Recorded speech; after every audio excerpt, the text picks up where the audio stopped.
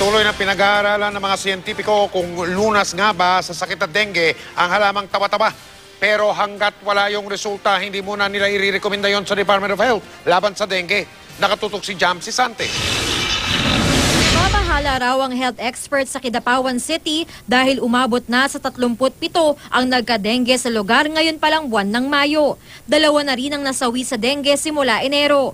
Sa patuloy na pagdami ng bilang ng kaso ng dengue sa bansa, usap-usapan na naman ngayon kung epektibo nga bang lunas ang halaman na kung tawagin ay tawa-tawa.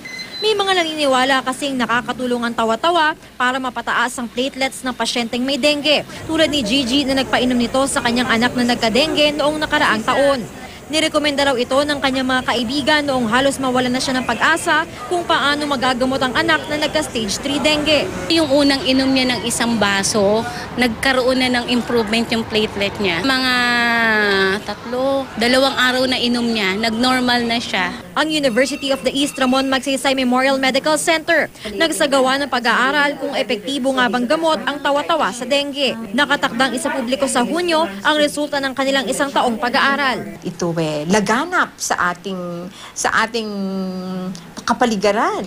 In fact, ito natatapak-tapakan lang kung minsan sa mga halamanan.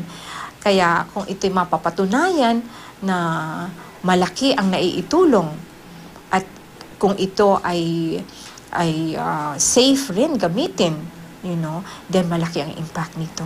Pero hanggat wala pang sayantipikong pag-aaral na nagpapatunay na epektibo ang tawa-tawa laban sa dengue, hindi pa rin inirekomenda ng Department of Health na gamitin itong gamot sa dengue. Hindi namin nirekomenda ang tawa-tawa ngayon sapagkat ang kailangan lang ng pasyenteng may dengue ay hydration. Pwedeng umpisahan sa bahay sa pamamagitan ng oral rehydration salt solution or sa ospital na kung saan baka mangailangan sila ng dextrose. Ayon sa mga eksperto, pinakamainam pa rin para sa kalusugan ng umiwas sa dengue sa pamamagitan ng paniniguradong walang pamumugaran ng lamok at pagprotekta sa inyong mga sarili.